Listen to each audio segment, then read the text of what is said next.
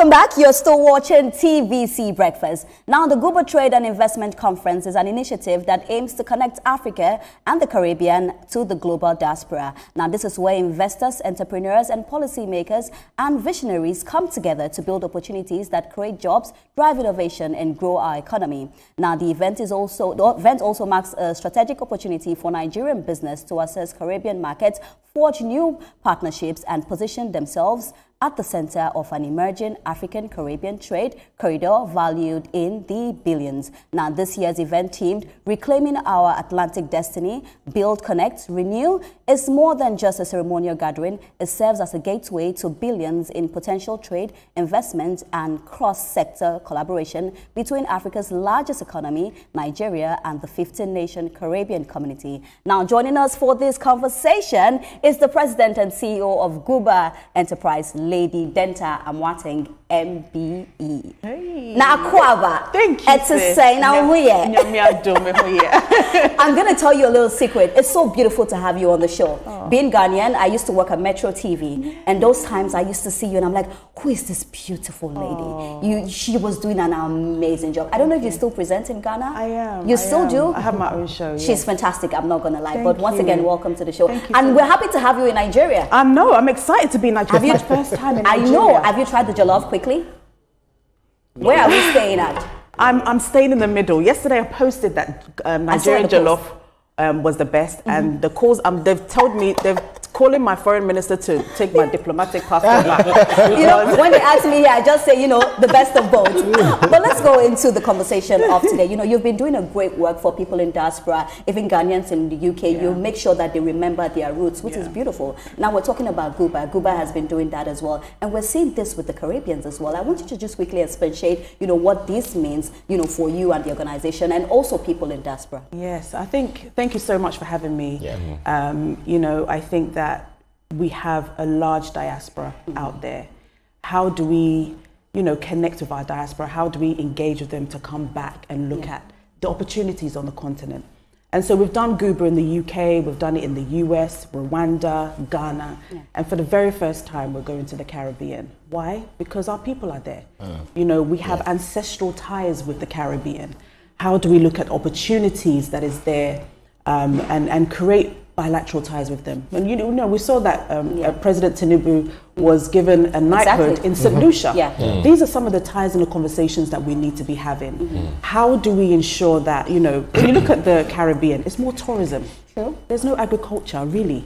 So we can look at agriculture, we can look at the creative economy. There's no, our fashion is not there. I had a conversation with the Prime Minister of Grenada, and he's like, look, I want seamstresses and tailors to come to Grenada to teach, so that we can make some of these stuff, right, and sell it to our people.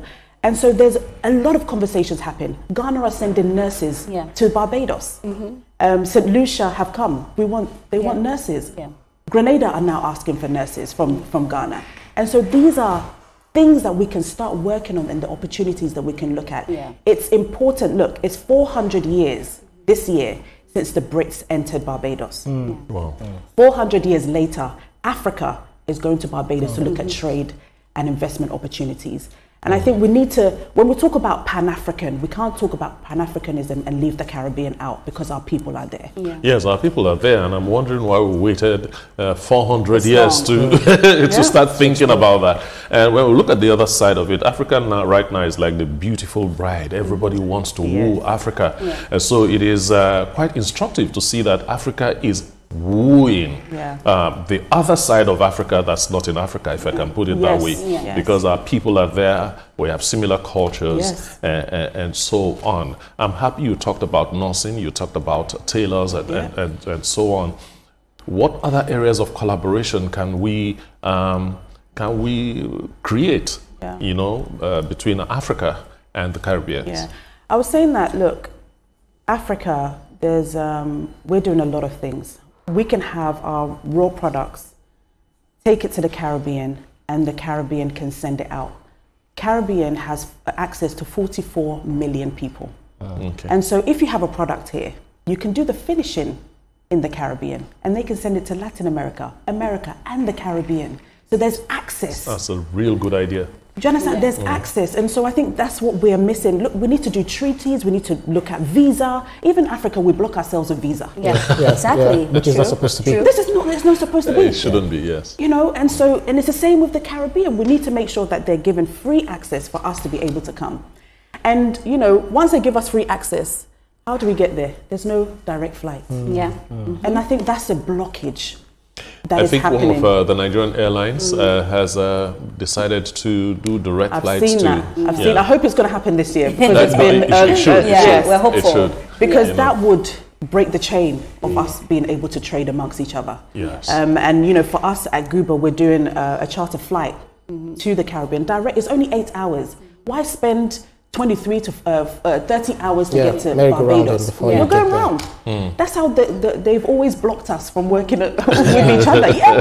You know, we go over the Atlantic Ocean. It's 8 hours from Ghana to Barbados. And so I'm really encouraging businesses in Nigeria to really look at this trade conference. It's happening on the 10th to the 12th of November. The chartered flight is from the 9th to the 13th. But it's a real opportunity to us to look at other ways of working and not look at the European and the Americas all the time. Look at what Trump is doing, and I'm happy about what Trump is doing because it's making us sit up and think. In Nigeria, we'll say they open our eyes. They open our eyes. That's a beautiful thing, and I love the fact that you know look at Africa holistically, what we have, because all the countries, the West, from maybe Portugal back in the day, they pilfered all our resources. They're still doing it, you know, in a neo-colonial, you know, way.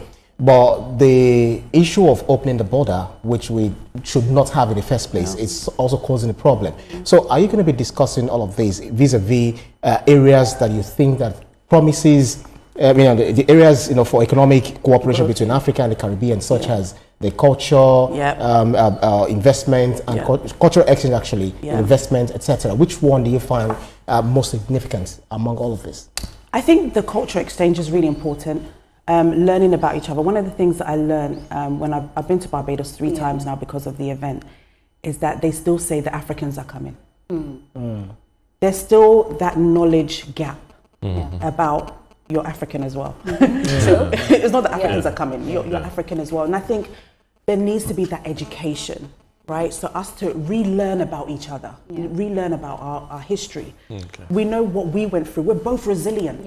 We went through something, and when you went to the Caribbean, you went through something. That's right. And so I think that the cultural exchange is really important for us to relearn and learn about each other and our cultural stuff. And I think for us as Africa, we need to be intentional about the power of the diaspora. In 1978, China was deliberate and called back their diaspora. That's how China became China. You know, they said, you know, come back, come and invest. Come and bring your technology, come and bring what you've learned outside. And we as a diaspora, we have the best of both worlds. We've got the skills, knowledge, we've got the contacts, and we can bring it back on the continent and do things. So I think, you know, I always encourage the diaspora to look back. And even us going to the Caribbean, it's not just about the Caribbean, but also getting the Caribbean to look at Africa. Look at the opportunities here. If you want to invest, come and invest on the continent as well. You know, I'm really happy that we're having this conversation because even in Nigeria, our president has been traveling a lot. You know, you see him in Brazil, you see him in St. Lucia. He's just trying to strengthen ties. And most time people do not understand why, but I tell people